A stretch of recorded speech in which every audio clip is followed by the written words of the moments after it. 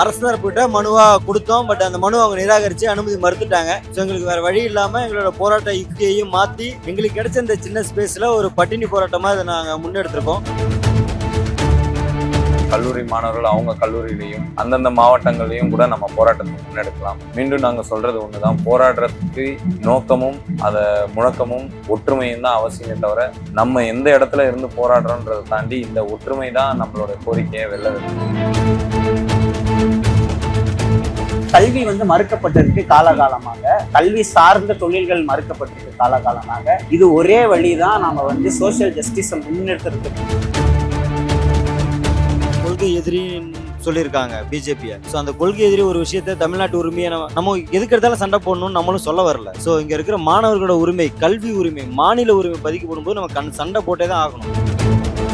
ஹிந்தி எதிர்ப்பு போராட்டத்துக்கு அப்பாற்பட்டு பார்க்கல, ஜல்லிக்கட்டுக்கு அப்பாற்பட்டு பார்க்கல, இது எல்லாம் ஒரே நிலையில பாக்குறேன். இது எல்லாத்துக்கும் நம்ம எப்படி ஒன்னா திறந்தோமோ, நம்மளோட எமோஷன்ஸ் எல்லாம் ஒன்னா வந்துச்சோ, நீட் எதிர்ப்புக்குமே நம்ம எமோஷன்ஸ் ஒன்னா வரணும். நாம களத்துல நிக்கணும், போராடுறவங்களுக்கு கூட சப்போர்ட் பண்ணணும். நான் ரொம்ப ரொம்ப வேண்டிக்கிறேன். நிறைய வலைதள போராளிகள்லாம் இருப்பாங்க. அவங்களாம் பாத்தீங்கன்னா இந்த போராட்டத்தை ஆதரிச்சு ஒரு சில பதிவுகள் போட்டாங்க அப்படின்னா கண்டிப்பா அந்த போராட்டம் மிகப்பெரிய அளவுல மூவ் ஆகும். நம்மளுடைய நீட் விலக்கு கோரிக்கையும் நிச்சயம் நிறைவேறும். வணக்கம் மக்களே. பால நிலத்தை கைவிடப்பட்ட போராட்டம் நேற்றுல இருந்து இங்க காலவரையற்ற பட்டினி போராட்டமா தொடர்ந்துட்டு இருக்கு. நம்ம டாக்டர் அனிதாவுடைய சகோதரர் இது கண்டினியூ பண்ணிட்டு இருக்காங்க. இங்க இது தமிழக வாழ்வுரிமை கட்சி அலுவலகத்தில் நடந்துட்டு இருக்கு. வணக்கம் தலர். வணக்கம். ஸோ நம்ம பால நிலத்தில் கைவிட போராட்டம் இங்கே ஆரம்பிச்சிருக்கீங்க. போராட்ட பற்றி சொல்லுங்க. பால நிலத்தை தொடர வேண்டும் நினைச்ச போராட்டத்தை நம்ம தொடர்ந்துருக்கோம். நம்மளோட நோக்கம் அங்கே பால நிலத்தை தெளிவாக எல்லாருமே சொன்னது தான், பேன் நீட் அப்படிங்கிறது தான். ஸோ அதை நோக்கிய ஒரு போராட்டமாக தான் நம்ம இது பண்ணோம். அங்கே இருந்த மாணவர்கள் மிகப்பெரிய அளவில் அன்றைக்கி சப்போர்ட் கொடுத்துருந்தாங்க. அவங்கள நம்ம போராட்டத்தில் கூப்பிட்றோம். இது ஒரு அறவழியிலான ஒரு போராட்டமாக இருக்கணும், அனுமதி வாங்கி நடத்துகிற ஒரு போராட்டமாக இருக்கணும் தான் நினச்சோம். அதன் அடிப்படையில் நாங்கள் அரசு தரப்புகிட்ட மனுவாக கொடுத்தோம். பட் அந்த மனு அவங்க நிராகரித்து அனுமதி மறுத்துட்டாங்க. ஸோ எங்களுக்கு வேறு வழி இல்லாமல் எங்களோட போராட்ட யுக்தியையும் மாற்றி எங்களுக்கு கிடைச்ச இந்த சின்ன ஸ்பேஸில் ஒரு பட்டினி போராட்டமாக இதை நாங்கள் முன்னெடுத்திருக்கோம். இந்த போராட்டத்துக்கு ஆதரவாக தமிழ்நாடு முழுக்க ஜனநாயக சக்திகள், மார்க்சிய பெரியாரிய அம்பேத்கரிய உணர்வுகள், தமிழ் தேசிய அமைப்புகள், மாணவர்கள், இளைஞர்கள், கல்லூரி மாணவர்கள் எல்லாருமே இந்த போராட்டத்துக்கு ஆதரவாக அங்கங்கே போராட்டங்கள் முன்னெடுக்கணும். இல்லை அங்கங்கே நடக்கிற போராட்டங்களில் பங்கேற்கணும். இல்லை அவங்களால முடியல அப்படின்னா நிறைய வலைதள போராளிகள்லாம் இருப்பாங்க. அவங்களாம் பார்த்தீங்கன்னா இந்த போராட்டத்தை ஆதரித்து ஒரு சில பதிவுகள் போட்டாங்க அப்படின்னா கண்டிப்பாக அந்த போராட்டம் மிகப்பெரிய அளவில் மூவ் ஆகும். நம்மளுடைய நீட் விலக்கு கோரிக்கையும் நிச்சயம் நிறைவேறும். இந்த போராட்டம் நிறைய பேர் தெரியாமல் இருக்கு வெளியே. இப்போதைக்கு என்னென்ன யார் யார் பங்காற்றணும்னு நினைக்கிறீங்க? இப்போ முதல்ல நீங்கள் வந்ததுக்கு முதல்ல நன்றி. ஏன்னா ஒரு சமூக உணர்வோடு நடக்கிற ஒரு போராட்டம், இந்த குழந்தைகளோட உரிமைகளுக்கான, கல்வி உரிமைகளுக்கான போராட்டம், மாநில உரிமைகளுக்கான போராட்டம். இந்த விஷயத்தை நிறைய பேருக்கு கொண்டு சேர்க்கணும் அப்படிங்கிறத இன்னைக்கு 2வது நாளாக தொடங்கியிருக்கோம். கண்டிப்பாக 2-3 நாட்கள் ஆகும்போது இது எந்த போராட்டம் எடுத்த உடனே மிகப்பெரிய அளவில் சில போராட்டங்கள் 10-20 பேர் தொடங்கியிருப்பாங்க. அந்த போராட்டங்கள் மிகப்பெரிய அளவில் எழுச்சி பெற்றிருக்கும். தமிழ்நாட்டுக்கு அந்த வரலாறு உண்டு, மொழிப்போர் காலத்திலேருந்து.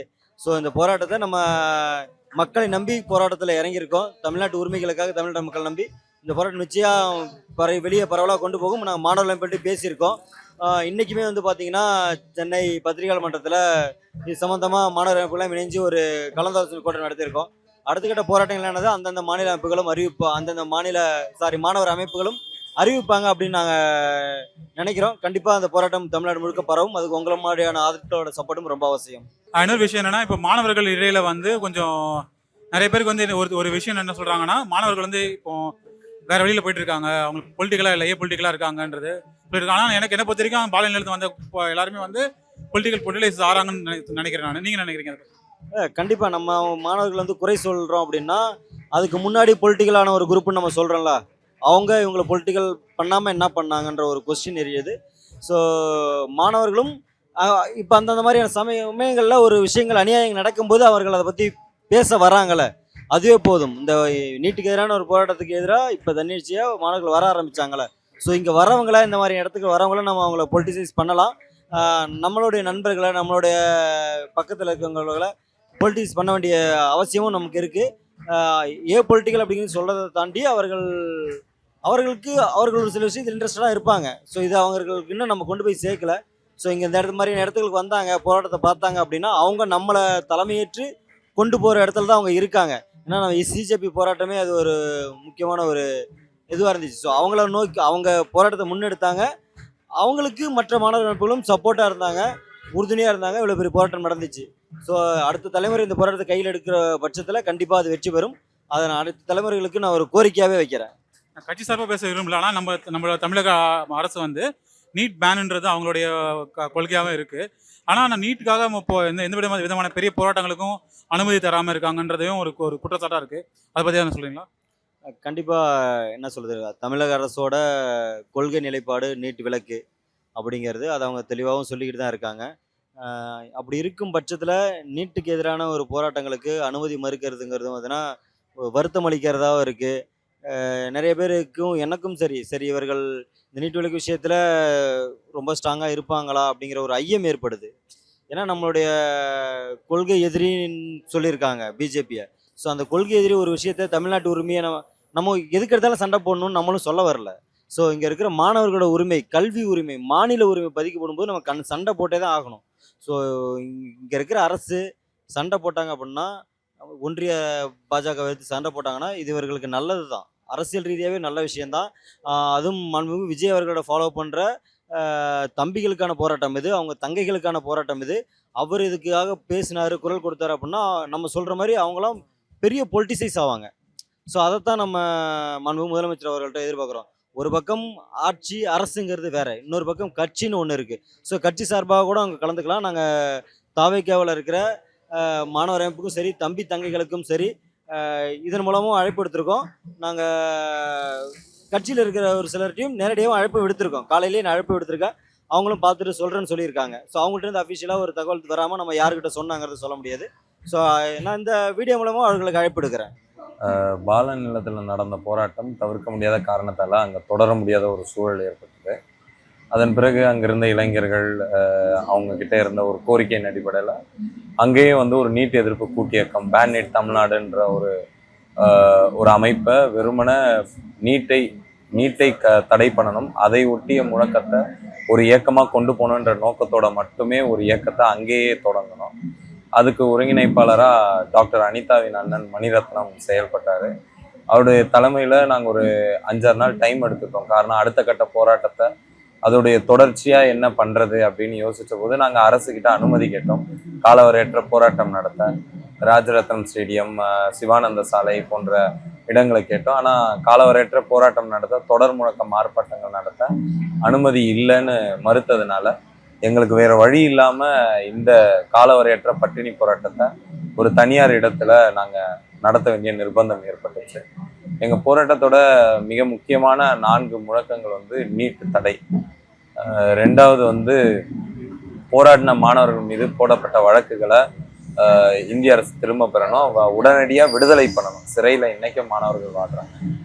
மிக முக்கியமான இன்னொரு கோரிக்கை, கல்வியை மாநில பட்டியலுக்கு கொண்டு வரணும். அடுத்து ஜுனைத் போன்ற இளைஞர்கள் போராடிய மக்களுக்கு துணை நின்ற காரணத்துக்காக அவங்க ஒரு அரச வன்கொடுமைக்கு ஆளாக்கப்பட்டிருக்காங்க, அது உடனடியாக நிறுத்தணும் அப்படின்ற இந்த 4 கோரிக்கைகளை முன் வச்சு தான் எங்கள் 4வருடைய அந்த காலவரையற்ற பட்டினி போராட்டம் தொடங்கியிருக்கோம். இந்த போராட்டம் மக்கள் வயப்படணுன்றது தான் எங்கள் நோக்கம். இங்கே வந்து போராடணும்னு அவசியம் இல்லை. கல்லூரி மாணவர்கள் அவங்க கல்லூரியிலையும் அந்தந்த மாவட்டங்கள்லையும் கூட நம்ம போராட்டத்தை முன்னெடுக்கலாம். மீண்டும் நாங்கள் சொல்கிறது ஒன்று தான், போராடுறதுக்கு நோக்கமும் அதை முழக்கமும் ஒற்றுமையும் தான் அவசியமே தவிர நம்ம எந்த இடத்துல இருந்து போராடுறோன்றதை தாண்டி இந்த ஒற்றுமை தான் நம்மளோட கோரிக்கையை வெல்ல வைக்கும் அப்படின்னு நம்புகிறோம்.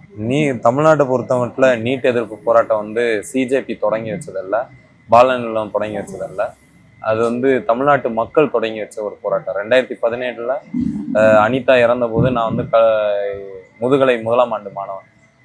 அன்னைக்கு வந்து நாங்கள் எல்லாம் கல்லூரி மாணவர்கள் ஒட்டுமொத்தமாக தமிழ்நாட்டில் போராட்டம் நடத்தினோம், சிறை போனோம். ஓமந்தூராரில் அந்த மெடிக்கல் கவுன்சிலிங் நடக்கும்போது நாங்கள் சிறைப்பட்டு கைது செய்யப்பட்டிருந்தோம், தமிழ்நாடு சட்டமன்றம் முற்றுகை செய்யப்பட்டு. இது வந்து அது அன்னைக்கே தொடங்கிச்சு. 2017 பேன் நீட்டுன்ற முழக்கம் வந்து தமிழ்நாட்டில் எப்போதோ தொடங்கிடுச்சு. அது தமிழ்நாட்டுக்கு 2018 அது தொடங்கிடுச்சு. அது தமிழ்நாட்டுக்கு புதுசு இல்லை, இவங்க கொடுத்த போராட்டம் இல்லை. 10 ஆண்டுகளாக அந்த போராட்டம் தொடர்ந்துட்டு இருந்தது. அதை மீண்டும் ஒரு வீரியப்படுத்துகிற விதமாக தொடர்ச்சியாக தமிழ்நாட்டில் பாலன் நிலத்தில் அந்த போராட்டம் நடந்துச்சு. அப்படி தான் நாங்கள் அங்கே அதை பார்க்குறோம்.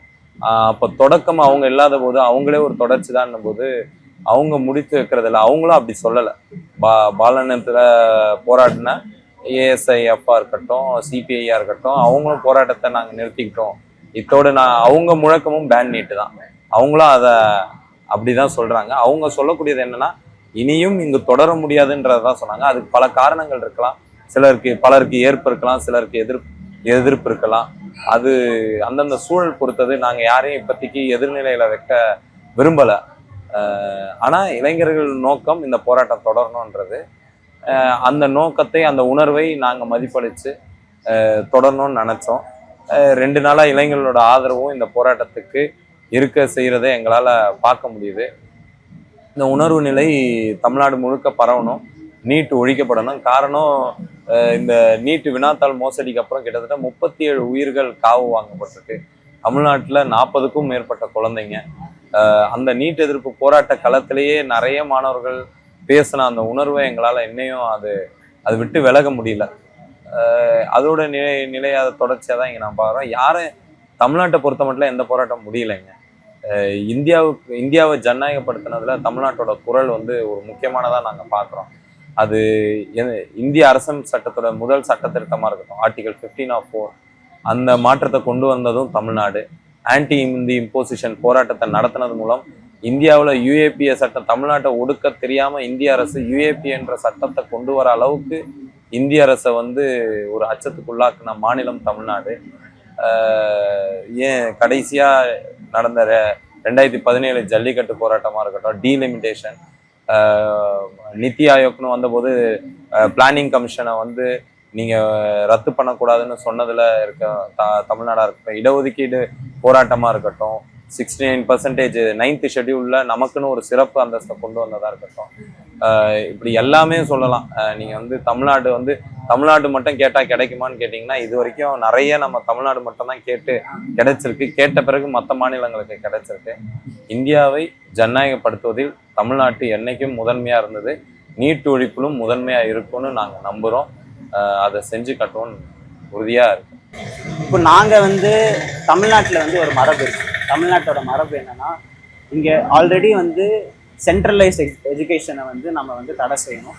அது டீசென்ட்ரலைஸ் ஆக்கணும். ஸ்டேட்டோட கான்கரண்ட் லிஸ்ட்டில், அதாவது எடுகேஷன் ஆல்ரெடி கான்கரண்ட் லிஸ்ட்டில் இருக்குது. அது ஸ்டேட் லிஸ்ட்டுக்கு கொண்டு வரணும். ஏன்னா இங்கே தேவை ரீஜனலாக இருக்கிற இன்இக்வாலிட்டிஸை அணுகணும்னா, ரீஜனலாக இருக்கிற நுவான்சஸை கற்றுக்கிட்டா அந்த மாணவர்கள் வருவாங்க. இதில் பல்வேறு எக்ஸாம்பிள்ஸ் கொடுக்கலாம். இப்போ ஏன் நம்ம ஒரு கவர்மெண்ட் எக்ஸாம்ஸ்லேருந்து நம்ம ஒரு மாணவர்கள் எடுக்கணும்னா, இப்போ அந்த கவர்மெண்ட் எக்ஸாம்லேருந்து வர மாணவர்கள் எல்லா தரப்பின் மாணவர்களும் வருவாங்க. எல்லா சோஷியல் ஹைரார்கிஸ்லேருந்து வராங்க. அவங்களுக்கு எல்லாருக்குமே ஈக்குவலான ஒரு வாய்ப்பு கொடுக்குற ஒரு ஸ்பேஸ் தான். சோஷியல் ஜஸ்டிஸ் நான்சி ஃப்ரேசர் சொல்கிற மாதிரி 3 விதம் இருக்குது. அதில் ரெக்கக்னிஷன், ரெப்ரசன்டேஷன், ரீடிஸ்ட்ரிபியூஷன் இருக்குது. இப்போ நாம் ரீடிஸ்ட்ரிபியூஷன் ரொம்ப ரேடிக்கலான ஒரு கிளைமாக இருக்குது. ஆனாலுமே இப்போ ரெக்கக்னிஷனும் ரெப்ரசன்டேஷனும் இருக்கிற ஒரு ஸ்பேஸில் ஒரு ஹியூமனாக ஒரு எஜுகேஷன் ரொம்ப இம்பார்ட்டண்டான ஒரு அப்வர்ட் மொபிலிட்டி கொடுக்குற ஒன்லி ஆசெட். நீங்கள் எடுத்து பார்த்தீங்கன்னா, லேண்டு நிறைய விஷயம் இருந்தாலுமே எஜுகேஷன் ரொம்ப ரொம்ப இம்பார்ட்டண்டான ஒரு அப்வர்ட் மொபிலிட்டி கொடுக்குற ஆஸ்பெக்ட். இப்போ நம்ம ஹிஸ்டாரிக்கலாக பார்த்தீங்கன்னா 1950s, லைக் நம்ம இண்டிபெண்டன்ஸ் ஆன 47ல் 56ல் நீங்கள் ஒரு லிஸ்ட்டு பார்த்தீங்கன்னாலும் ஒரு 70 to 80% இல்லிட்ரேட்ஸ் இருந்தாங்க. நம்மக்கிட்ட எஜுகேஷன் ஆக்சசிபிள் இல்லாத ஒரு ஸ்பேஸில் இருந்து இப்போ 1980s 70s 90s 80sல தான் நிறைய பேர் உள்ள நுழைய ட்ரை பண்ணுறாங்க. அட் த சேம் டைம் நம்ம ப்ரைவேட்டைசேஷன் பார்க்குறோம் எஜுகேஷன் ஸ்பெக்ட்ரமில் நிறைய இடத்துல.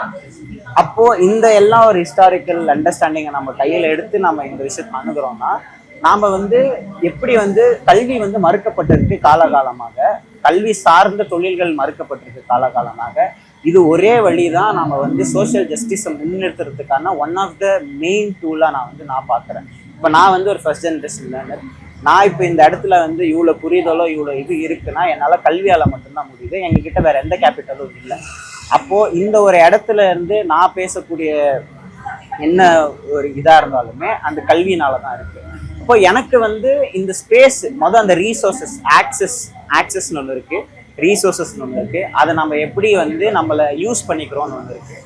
இப்போ எனக்கு ஆக்சஸும் மறுக்கப்படுது, ரீசோர்ஸஸும் மறுக்கப்படுது. ஃபார் எக்ஸாம்பிள் நீட் எடுத்துக்கலாம். நீட்டோட ஸ்ட்ரக்சர் நம்ம என்னன்னு பார்க்கலாம், புரிஞ்சுக்கலாம்.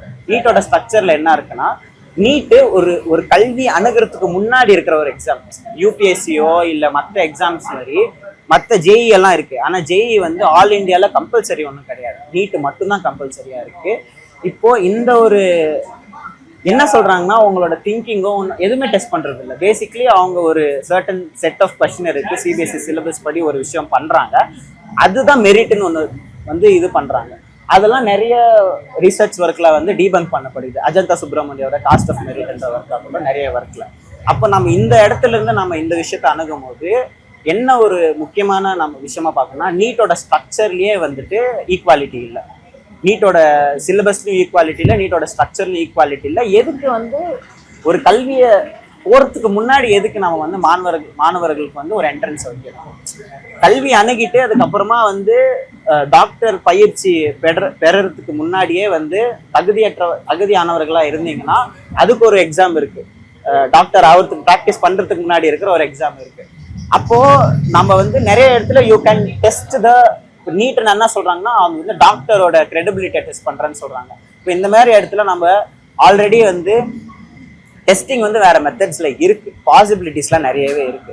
அப்போ நீட் இதனாலதான் ரொம்ப அநீதியா இருக்கு. ஏன்னா அது வந்து ஒரு கோச்சிங்கோ ஒரு ரிப்பீட் பண்ற ஒரு கோச்சிங் மூலயமா ரிப்பீட் பண்ற ஒரு ஸ்பேஸ்ல இருந்து ரிப்பீட் பண்ணி யாரால படிக்க முடியும் ஒரு ப்ரிவிலேஜ் இருக்கும். ப்ரிவிலேஜ் ரொம்ப ரொம்ப முக்கியம் இந்த இடத்துல. ப்ரிவிலேஜ் இருக்கும், அவங்களால மட்டும்தான் அணுக முடியுது. அப்போ ஒரு சாதாரணமான ஏழை எளிய ஒரு தலித்தோ இல்லை மற்ற என்டிசியோ அந்த மாதிரி ரொம்ப ஈஸியாக கூட இருக்கலாமே, ரொம்ப எளிமையாக வர பேக்ரவுண்ட்லேருந்து வர மக்கள் வந்து எப்படி இதை வந்து படிக்க முடியும்? இல்லை அவங்களுக்கு அந்த ப்ரிவிலேஜ் இருக்காது. 2-3 வருஷம் உட்காந்து படித்து அந்த கோச்சிங் ஃபீஸை கட்டி அந்த வீட்டில் இருக்கிற வறுமையில் வந்து அவங்களால படிக்க முடியாது. இதுதான் எக்ஸாக்ட்லி நான் எதுவும் புதுசாக சொல்ல, அனிதா வந்து 2017 வந்து இதை முன் வச்சாங்க. நாங்கள் அதை பற்றி ஒரு கட்டுரை எழுதியிருக்கோம் அம்பேத்கர் கிரானிக்கல்ல, அதையும் போய் வாசிங்க. இதை பற்றி நம்ம பரவலாக பேசணும். நீட்டை வந்து நாம் வந்து தமிழ்நாட்டு ஒரு போராட்டமாக இருக்குது, ஆனால் அதை தமிழ்நாட்டு ஒரு இன்ஸ்பிரேஷனாக எடுத்துக்கிட்டு மற்ற மாநிலங்களும் இதை எடுத்துக்கணும், இதோட அண்டர்ஸ்டாண்டிங்கை புரிஞ்சுக்கணும். நாங்கள் வந்து போராடுறது நீட்ன்ற ஒரு விஷயம் தான், அது ஒரு மீன்ஸ் தான். ஆனால் எண்டு வந்து டீசென்ட்ரலைசேஷன் ஆஃப் எடுகேஷன். ஏன்னா எடுகேஷன் தான் இருக்கிறதுலே one of the main aspect for you to mobilise and more our expose. நம்ம வந்து இந்த இடத்துல இருந்து வர மாணவர்கள் தான் புரட்சியை உண்டாக்குவாங்க. லைக் ஒரு இனோவேஷன். ஃபார் எக்ஸாம்பிள் நம்ம ஒரு வாஷிங் மிஷினோ இந்த மாதிரியான இன்னோவேஷன்ஸ்லாம் யார்கிட்ட இருந்து வருதுன்னு பார்த்தா பெண்கள் கிட்ட இருந்து வருது. ஏன்னா அங்கே வந்து சோஷியலி அந்த ஒரு தேவை இருக்கு. இப்போ இந்த மாதிரியான விஷயங்கள் நம்ம அணுகும் போது தான் நம்மளால இதை வந்து முழுமையாக புரிஞ்சுக்க முடியும். அதனால மற்ற மாநிலங்களும் சரி, தமிழ்நாட்டில் கூட தமிழ்நாட்டில் இருக்கிற அனைத்து மாணவர்களும் சரி, மாணவர்கள் சார்ந்து மற்ற பெற்றோர்களும் சரி, எல்லாரும் வந்து இதை வந்து ரொம்ப இம்பார்ட்டண்டாக கருதி நம்ம இது ஒரு பெரிய காஸ்டாக எடுத்துட்டு போகணும்னு சொல்கிறேன். ஜல்லிக்கட்டு மாதிரி ஒரு பெரிய மூவ்மெண்ட்டாக ஆகிறதுக்கான வாய்ப்பு இருக்கான்றதான் கேள்வி. இப்போ நம்ம ஒரு கலாச்சாரம்ன்ற ஒரு இனம்ன்ற ஒரு சாயல்ல வந்து நம்மளால ஒன்று சேர்ந்த இதுவுமே நம்மளுக்கு தமிழ்நாட்டுக்கு வந்து ரொம்ப தேவையான ஒரு விஷயமா நான் பார்க்குறேன். அப்போ இந்த இடத்துல வந்து நாம் எப்படி வந்து எல்லாரும் ஒரு நிலையாக வந்து, ஏன்னா ஒரு நிலையை எதிர்த்துருக்கோம். 2021 நம்ம அந்த பில் பாஸ் பண்ணும்போது சரி, ஒரு நிலையை எதிர்த்திருக்கோம். தமிழ்நாட்டு ஒட்டுமொத்த ஆப்போசிஷனும் சேர்ந்து ரூலிங் பார்ட்டியும் சேர்ந்து ஒரு பில் பாஸ் பண்ணி சுப்ரீம் கோர்ட்ல கொடுத்து ஆசன்ட்டுக்கு வெயிட் பண்ணிட்டு இருக்காங்க. அப்போ நாம எப்படி டீலிமிட்டேஷன் வந்து ஒரு எல்லா மாநிலங்களும் சேர்ந்து ஒரு ப்ரெஷரைஸ் போட்டதோ அதே மாதிரி அனைத்து கட்சி கூட்டங்கள் கூட்டி அடுத்த மாநிலங்களிலையும் அது ஸ்டேட் கவர்மெண்ட் அந்த வேலையை பார்க்கணும். இது எங்களோட கோரிக்கை. ஆனா அந்த கோரிக்கையை நிறைவேற்றணும்னா அதுக்கு முன்னாடி மாணவர்கள் மட்டும் அல்லாம எல்லாருக்கும் ஸ்டேக் இருக்குங்க. ஃபியூச்சர் உங்க குழந்தைங்களுக்கும் ஸ்டேக் இருக்கு, இப்போ படிக்கிறவங்களுக்கும் ஸ்டேக் இருக்கு, எல்லாருக்குமே ஸ்டேக் இருக்கு. நீட் ஒரு விஷயம் கிடையாது. நம்மளோட கோரிக்கையில டீசென்ட்ரலைசேஷன் ரொம்ப ரொம்ப இம்பார்ட்டன்டான விஷயம். எடுகேஷனை திரும்பி ஸ்டேட் லிஸ்ட்டுக்கு வைங்க, இதுதான் பெரிய கோரிக்கை. அதுக்கு எல்லாருக்குமே இதுல வந்து ஸ்டேக் இருக்கு. தயவு செய்து எல்லாரும் வந்து பங்கேற்கணும். இந்த போராட்டத்துக்கு நீங்க ஆதரவு தெரிவிச்சினாதான் மற்றபடி இந்த போராட்டத்தை முன்னேற்றி செல்ல முடியும். இங்க ஆல்ரெடி 4 பேர் உண்ணாவிரதம் இருக்காங்க. ரொம்ப உற்சாகமா வந்து நிறைய பேர் போயிட்டு இருக்காங்க. எல்லாரும் வந்து சப்போர்ட் பண்ணணும். இங்க வந்து சப்போர்ட் தெரிவிங்க, பிசிக்கலா வாங்க, சப்போர்ட் தெரிவிங்க. இதை பத்தி ஊடகங்கள்ல பேசுங்க, நிறைய இடத்துல பரவாயில்ல பேசுங்க. இந்த டிஸ்கோஸை வந்து கண்டினியூ பண்ணுங்க, மற்ற இடத்துக்கு கொண்டு போங்கன்னு தான் நான் சொல்றேன். இப்போ நம்ம ஆல்ரெடி ஒரு மரபு இருக்கு. 1900 65, 6 இந்த காலகட்டத்தில் இந்த 65 to 70 வந்து இந்திய எதிர்ப்பு போராட்டம் வந்து நிறைய ஃபேஸஸ்ல நடந்திருக்கு. அந்த கடைசி ஃபேஸஸ்ல வந்து நம்ம பார்த்துருக்கோம் எப்படி வந்து நிறைய மாணவர்கள்லாம் ஒண்ணா சேர்ந்து இந்த போராட்டத்தை வந்து நடத்தி வந்து வெற்றிகரம் செய்ய வச்சிருக்காங்க. இதோட அர்த்தம் நம்ம புரிஞ்சுக்கணும். இங்க வந்து ஹிந்தி திணிப்புங்கும் போது இது ஒரு லாங்குவேஜ் வார் மாதிரி கிடையாது. இங்க கொஸ்டின் ஆஃப் ஃபெடரலிசமோட கொஸ்டின் என்னன்னா, நாங்க வந்து சுயேட்சை எங்களோட மரபு என்ன இருக்கோ அதை நாங்க வந்து காத்துக்க போறோம். இப்போ you can't impose, the whole point is you can't impose. இதே மாதிரிதான் சென்ட்ரலைஸ்டாவுமே இருக்கிற நாங்க எல்லா விஷயத்தையும் வந்து பெருசா எதிர்க்கல. நாங்க part of India, everything is that. But the whole point here is that imposition of anything, centralization, especially education, அது வந்து இங்க இருக்கிற சோஷியல் ஸ்பேசஸ்ல இருந்து வெளியே வராது. லைக் எடுத்துட்டு போய் வேற இடத்துல வந்து சென்ட்ரலைஸ்டா இதுதான் சிலபஸ்ன்னு வைக்கும் போது எங்களுக்கு வந்து உடன்பாடு இல்லை. இங்க இருக்கிற ஹிஸ்டரியும் வந்து கத்துக்கணும். இப்போ இதோட அர்த்தம் எப்படின்னா, இப்போ அந்த இடத்துல வந்து நம்ம அதை ஒரு கான்செப்டா எடுத்துக்கிட்டு ஃபெடரலிசம்னு ஒரு கான்செப்டை எடுத்துக்கிட்டோம்னா, நீங்க வந்து இந்த ஜஸ்டிஸ் குரியன் ஜோசஃபோட கமிட்டி ரிப்போர்ட்டும் நீங்க வாசிச்சிங்கன்னா அதுல வந்து என்ன சொல்றாங்கன்னா, ஒரு ஸ்டேட்டுக்கும் இந்த central versus state and federalism பத்தி அவங்க நிறைய விவாதம் பண்ணியிருப்பாங்க. அதுலதான் அவங்க சொல்லியிருப்பாங்க ஏன் நீட் வந்து ரொம்ப அநீதி தருது அப்படின்ட்டு. இப்போ இதை நான் வந்து ஹிந்தி எதிர்ப்பு போராட்டத்துக்கு அப்பாற்பட்டு பார்க்கல, ஜல்லிக்கட்டுக்கு அப்பாற்பட்டு பார்க்கல. இது எல்லாமே ஒரே நிலையில பாக்குறேன். இது எல்லாத்துக்கும் நம்ம எப்படி ஒன்னா திறந்தோமோ, நம்மளோட எமோஷன்ஸ்லாம் ஒன்னா வந்துச்சோ, நீட் எதிர்ப்புக்குமே நம்ம எமோஷன்ஸ் ஒன்னா வரணும். நாம வந்து களத்துல வந்து நிக்கணும், போராடுறவங்களுக்கு கூட சப்போர்ட் பண்ணணும்னு நான் ரொம்ப வேண்டிக்கிறேன்.